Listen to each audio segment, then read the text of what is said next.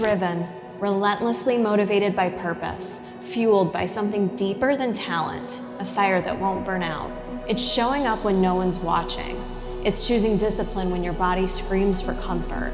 It's not about being the best, it's about never backing down from the work, determined to achieve something that all behavior is directed towards this aim.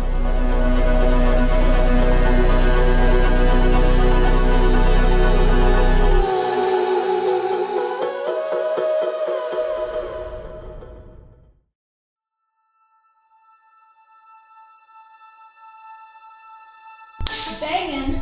Like, where do you go from here when you look this good? I'm just feeling. It's still new to me to enjoy how I look, you know? I am so hyped. This is episode 1 of my Driven series. If you have never been involved in my Driven series before, this is a series that I tend to do every single summer, starting it a little bit earlier this year. And here's what it's all about. So Driven is about me committing to my own personal goals and really sharing them with you week to week, but also there's a whole community aspect to this that I want you to follow along with me. So for me, all of 2025, we're 5 months in now, and I've primarily been focusing on my endurance for the Boston Marathon, which I completed. I wasn't really tracking, I wasn't really focusing in on any aesthetic goals. All of that's all good. That was for a particular purpose. But now that the marathon's come and gone, I've checked that off my list. I'm ready to level up and complete some of my own other personal goals now that I have the space, the time, the energy to commit to it. So for me in this Driven series, I am gonna be setting out to dial things in a few big ways. Number 1, I'm gonna be really focusing on my strength. I'm gonna be honest, with the uptick in endurance, strength was definitely lost in the gym. I can feel it now as I've been easing back into things, but a huge goal of mine is to now be able to shift back into progressive overload and actually feel like a strong baddie, especially coming into summertime. I want to at least give this 8 weeks, if not more. We'll assess where we're at in 8 weeks, but I really just want to be going into summer feeling strong and just like I can take on anything.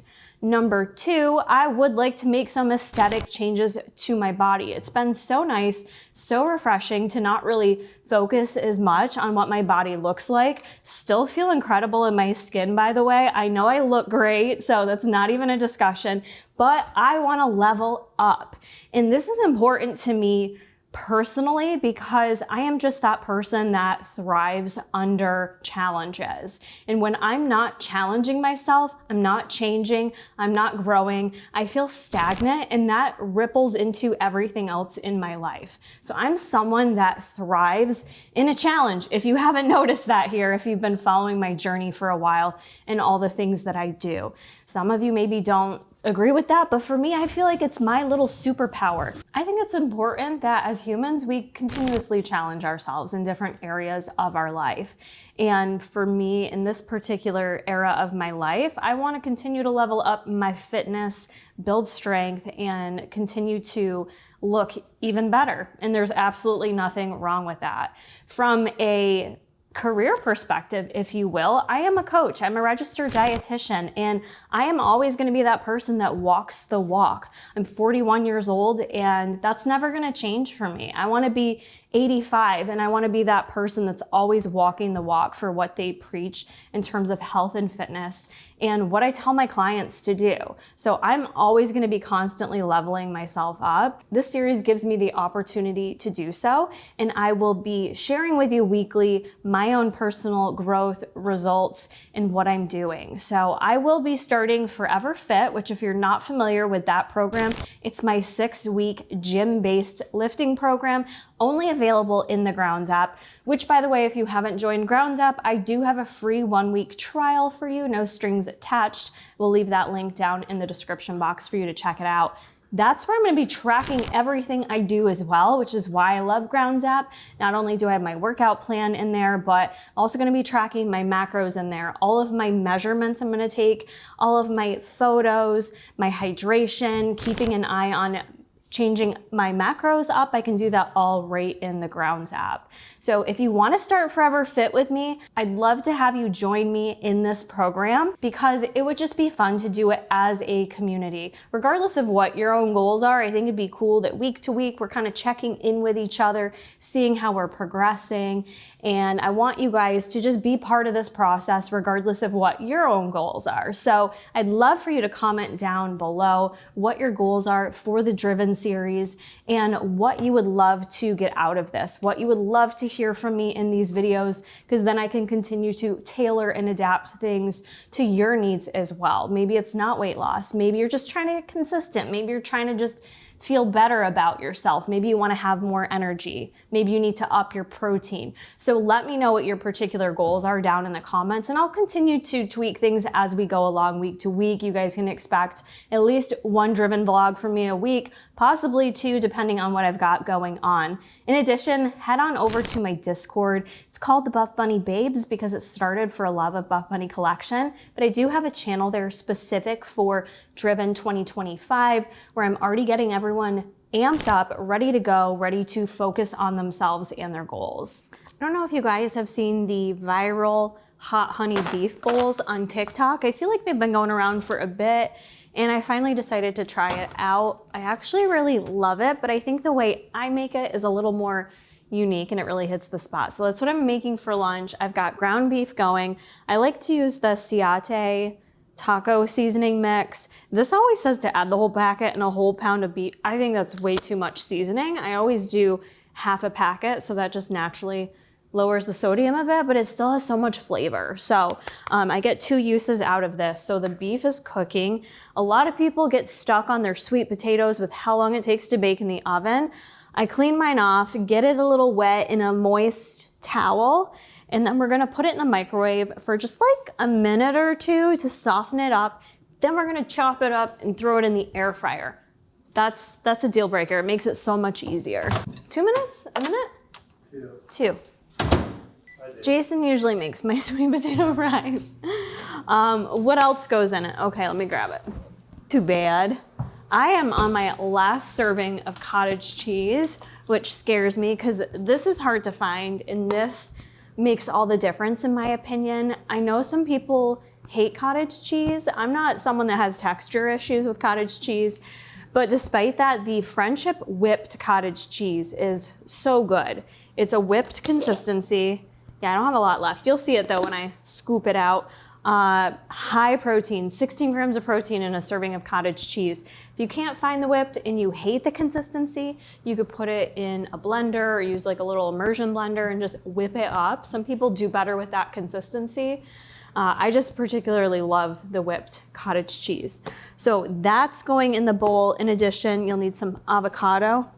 So we're gonna cut that up too. It's not really a lot to prep, to be honest. It's just the meat and the potatoes and you whip it into a bowl. That's what we're gonna do. One of my other things is I'm trying to just be better about content. I get this great content on YouTube and then I don't think about getting content for short form. So I'm trying to also do this for short form so I can post it on TikTok. TikTok and Instagram, follow me over there as well if you're not already. Karakorey Fit Life. Actually, I'm Karakorey RD on TikTok. It's all down in the description box, it's fine. Now, a lot of people do little chopped up cubes. You can do that, but I just feel like sweet potato fries is the way to go. I'm gonna kind of make them smaller fries, but they cook better, they taste better. You're eating French fries. Sure. You know what I'm saying? We usually put it in the air fryer for 8 minutes? 9 minutes, 375. You can do whatever you want, but I'm a firm believer that sometimes shapes and sizes, they change your experience. Like salads, for instance, I love salads with stuff like chopped up tiny. It's more enjoyable to me. The smaller you chop things up too, it looks like the more you have. We have our plate of fry. Look at all that volume. That's frick ton. It's a lot. So we're gonna take it and just spray it with some olive oil spray. Garlic sea salt on top. You don't have to, but I like it. I started doing a lot more salt in my diet with marathon training, and I haven't seen any negative effects from doing that. So I'm just gonna keep salting my food, friends. I don't really eat a ton of high sodium food, so, but. 375, 9 minutes. Taco meat, 375, 9 minutes. Yep. All right, so I've got the ground beef going. We're gonna add that siate, I think how you say it, that mild taco seasoning. I add half a packet to it. And I didn't add any water in there because I've got like the meat juices in there still. Whether that's right or wrong, that's how we're doing it. So I'm just gonna mix this in and let the meat keep cooking. Turned out good, right? Yeah. They look good. So you keep them tiny because it makes it a little easier to, I like to eat everything like in one bite, like mix it all together. So you don't have to, but okay. That's a lot of fries. I love that for me. All right, now I'm gonna actually weigh out the beef as well because we're tracking. It was how much, Jay? 3.4. 3.4 on our taco beef. Why'd I turn it to grams? Next, I know I only have 1 serving left of cottage cheese. Maybe even a little under. A little ball. See the consistency of that? So if you're like freaked out, it's still got like little bits of texture in there, but it's mostly just very whipped tasting, which I love. We're gonna take our avocado. We'll weigh this too. This is a lot, you know, trying to get the series going, film a reel, and track my macros. A lot of people would say, this is too hard. I can't do all this. It's not too hard. You're just not used to doing the hard stuff. I'm gonna guess this is like 35, 40 grams tops. 38, see? I'm pretty good at not tracking and knowing about where things measure. That's where it's easy for me to be like, oh, I don't need to track, I know just what's coming in my diet. But honestly, you don't really know unless you actually track it. There's so much that you eyeball. Even if I'm like roughly there, there's a lot that you could just miss throughout the day. So that's why I'm taking this very seriously, because I'm also going to track my hydration. There's a section in Grounds app you can track your water intake. A lot of people fail to drink enough water. In my mind, I always drink my Hydro Jug Traveler, which is 40 ounces, I believe. But sometimes I only finish the one and then I kind of get lost in the sauce how much else I drink throughout the day. So I really am just bringing it all back to basics and doing what I know works, what I ask all my clients to do. So it's fun, right? Add a little garlic sea salt to my avocado. I'm gonna measure out. I like to use the crunchy chili oil from Trader Joe's. I don't think the viral recipe includes this, but I like the addition of this. And then any hot honey. This is just local hive hot honey, whatever variety you like. And I will say, I'm not a big hot, spicy food person. I'm actually not. So this is like a little bit different for me, but the flavor combination actually works out so well. And I usually just take it and put just like mostly on the cottage cheese, to be honest with you, but I'll do a little bit on the beef too. 5 grams of that. I usually use about 5 to 7 grams of the honey. I like to primarily focus on the sweet potatoes and the beef, but I go all over it, but I emphasize on the other stuff.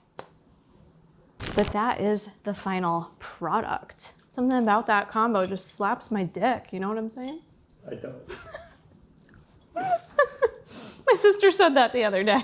Got me cracking up. So good. Definitely slaps my dick. All right, so I'm gonna be starting my Forever Fit program tomorrow, which is Monday, but I thought I would take y'all to the gym with me and just show you some sneak peeks from day 1 in the program. I know Forever Fit has gotten a reputation as being one of the harder programs in Grounds, which we need, because if you're a Grounds girl and you've been using the programs for over a year now, coming in on almost 2 years, you have to level up and you have to challenge yourself. Forever Fit will do just that.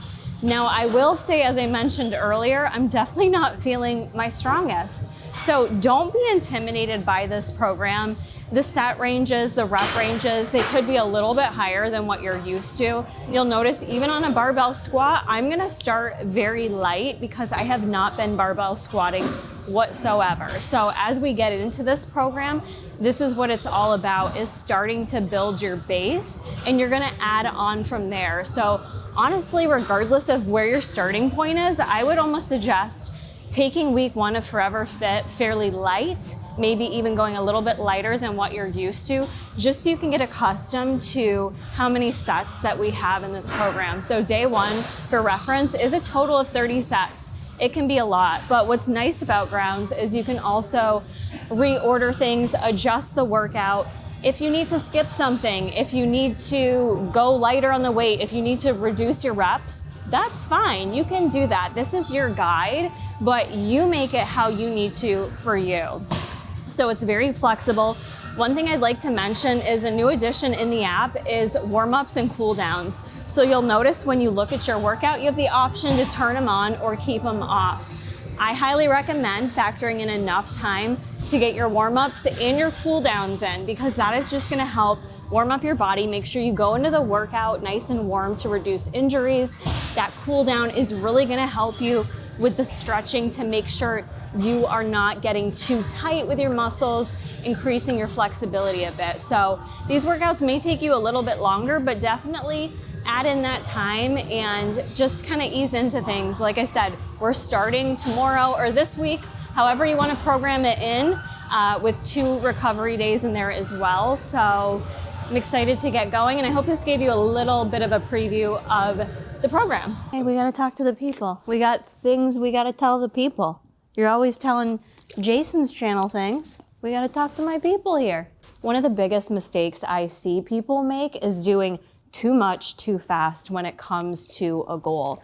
And even someone like myself who's experienced with fitness, with dieting, with goal setting, I take it at a super duper slow pace. So that's exactly what I'm gonna do, and I would encourage you to do the same if you are joining in with me and working on yourself throughout this Driven series.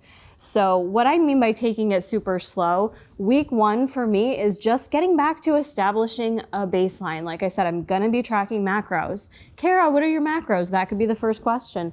I'm not setting macros just yet. It's about locking in that habit of tracking macros first and foremost. So I'm gonna first just get back into that baseline. I assume I've been at maintenance calories because my weight has ultimately been within the same 2 pounds for the past year or so. So I kind of know about where I'm likely at, but it's gonna be a good thing for me to first establish that baseline of how I've been eating. Eat as normal for the week, track it, and then from there, I will make adjustments, and I'll share those adjustments with you guys. I'm not gonna even dictate a set amount of cardio yet, because for me, priority is strength and getting back into feeling nice and strong. So I know this week is gonna be challenging enough for me. I had only been doing 4 days a week with lifting, and honestly, with the marathon, the month of April did not include a lot of training in terms of the gym. So tracking the macros, getting back to the gym sessions, and easing in. And the cameraman just pointed out to me my other non-negotiable is sleep, and trying to keep my sleep routine prioritized. That was my main goal with the Transform series I did while marathon training, and my sleep was junk, if I'm being honest. Like, I don't know if it's just because I was so nervous about the race, but my sleep was all over the place. So I feel like now, 2 weeks post-marathon, I'm finally feeling like myself. I feel like my energy levels have been restored. My recovery is coming along nicely. So with that, I am still only 2 weeks out from running a marathon after training for 4 months. I still need to be careful. I need to be cautious of my immune system. And if I want to see results in the gym, if I want to see strength gains, if I want to see my body change in a way that I love, it's also going to require prioritizing enough sleep and recovery. So the aim for me is always 8 hours a night.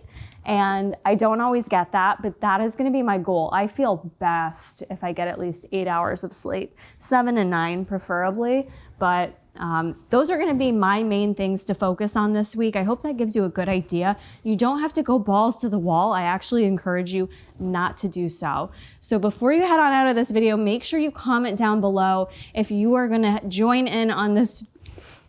Does my breath smell? What's going on? Make sure you comment down below if you're gonna join in on this Driven series with me, and let me know what your goals are you're actively working on.